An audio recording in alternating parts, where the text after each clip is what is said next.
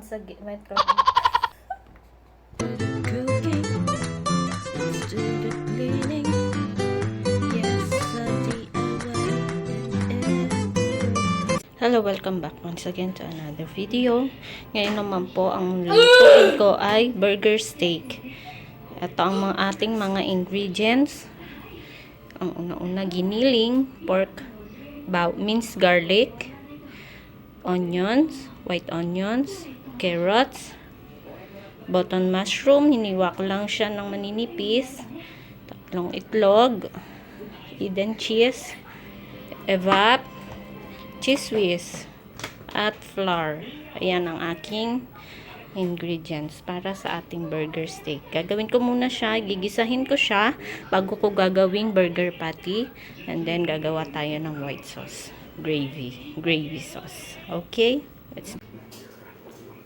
Painit na ako ng kawali dito. Lalagyan natin ng mantika, then igigisa natin dito ang ating giniling.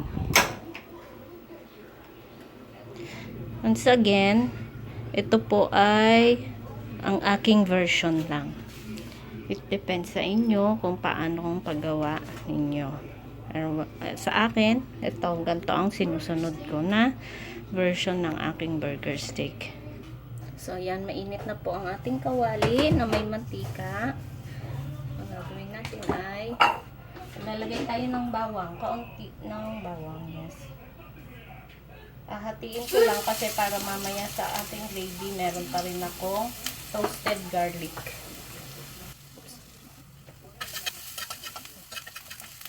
Pagkain natin, sunod natin ang sibuyas.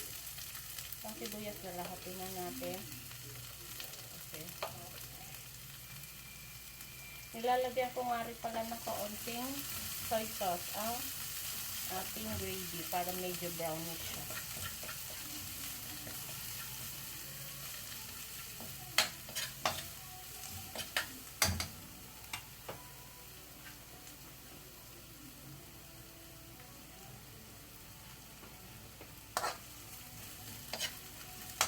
Itong aking giniling naman, binabad ko na siya, nilagyan ko na siya ng asin at durog na paminta. Yan, pwede na natin siya ilagay. At binabad ko na rin sa isang perasong kalamansi. Nilalagyan ko siya para medyo matanggalin lang.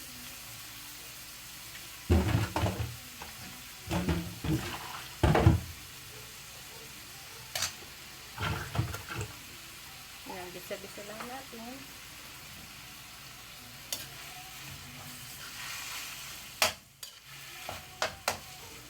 Yan, balikan natin yan. May paper. Pag nag-golden brown na siya, medyo brownish na. Ayan na.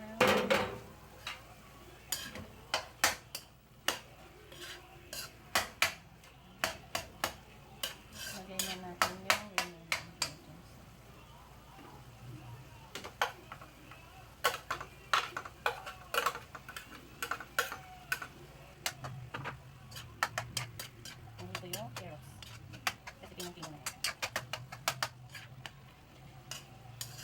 mamaya tatanggalin ko siya dito at gagawa tayo ng burger patty para may cream. Dito ko na rin ilalagay, pagka tinanggal ko, dito ko na ilalagay yung gagawin kong pang gravy sauce.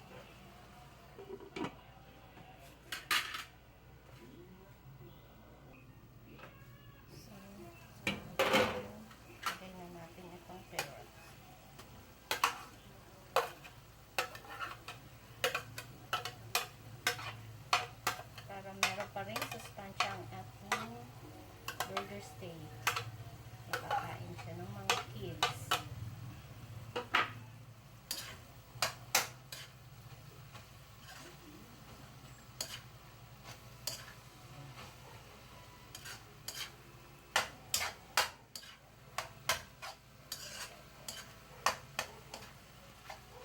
Lalagyan ko na nga pala ito ng asin at ng pamintang pinog. Titikman na lang natin mamaya ang consistent niya. Kung ayos na yung lasa. Yan. Patay na lang natin ako. Titikman pa rin natin siya.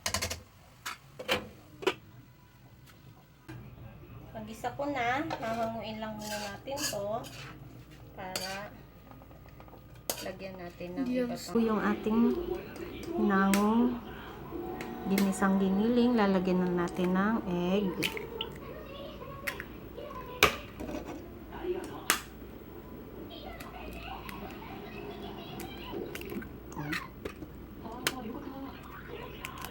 Yun, okay. And then all-purpose flour.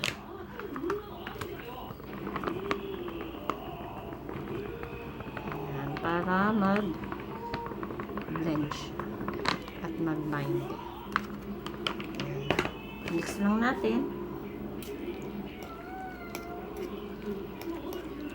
Oops, lagyan din natin ng paminta. At asin.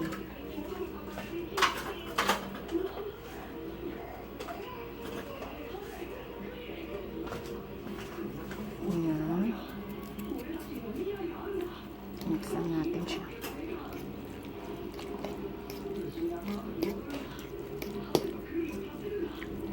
Lagyan natin siyang burger patty muna. Nakagaya lang din nung ating ginawa ng carbonara. Kasi kung ano lang yung available, pwede naman siya. Isa tayo. Anong yan siya ang mixture niya. Wala lang ako ngayong bell pepper. So, depende na kung anong available na ingredients natin. Pwedeng may lagay. Okay? Prito na natin siya.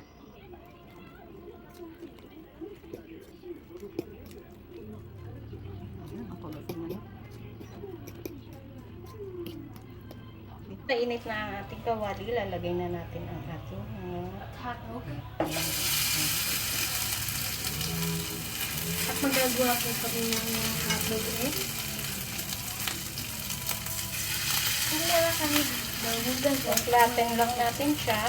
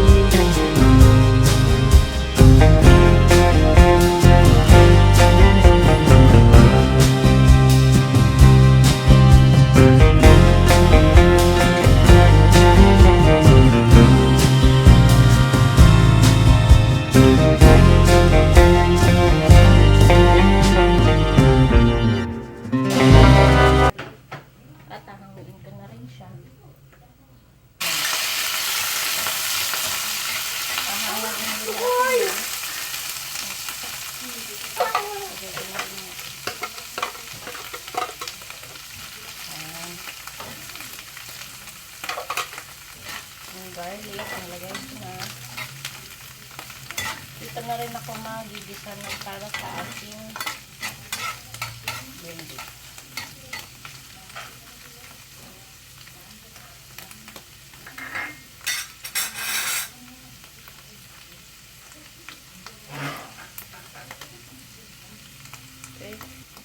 Okay, nag-crispy na ang ating bawang. Tatanggalin lang din muna natin ulit siya.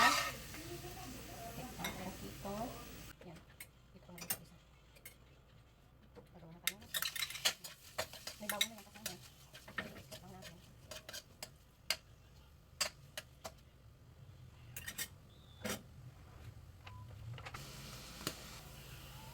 Ito na, isinalin ko na rin pala yung ating kebab. Ayan. Meron na rin siyang harina. Ayan. Kaya malapit na siya. Sinama ko na sa pagkikita kanina. Lagyan natin ng konting tubig. Ito na rin ang ating kebab.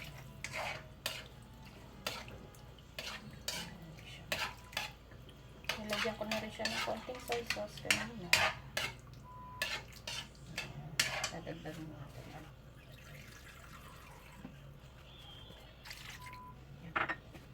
Asin. Ang pino. Pino ang nilalagay.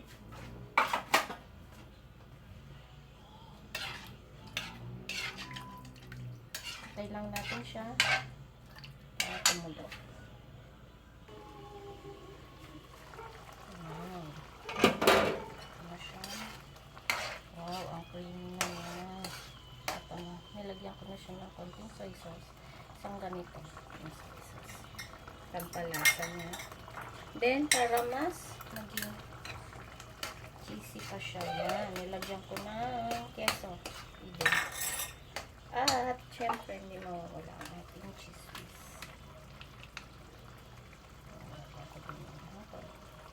Yan. Kasi malapit na siya. Isa natin.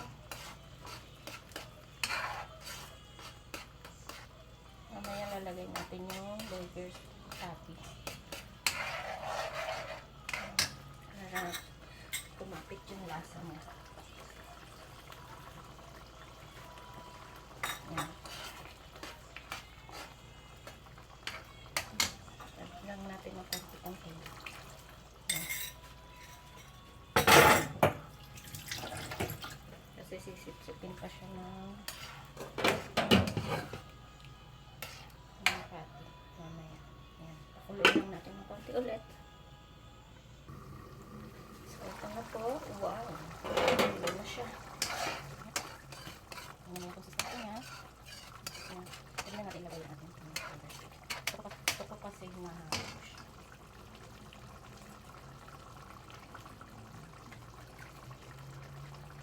Para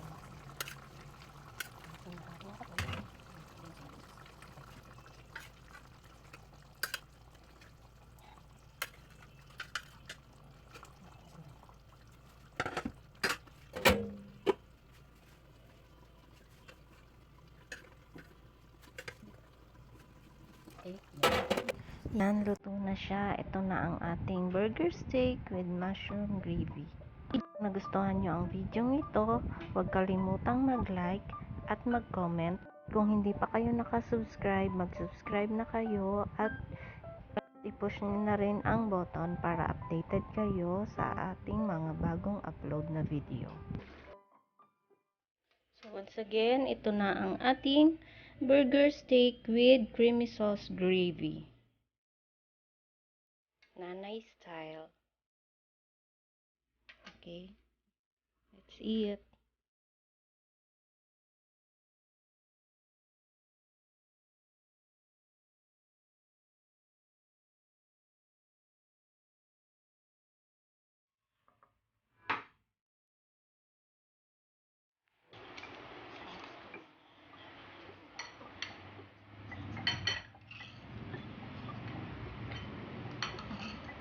Smile.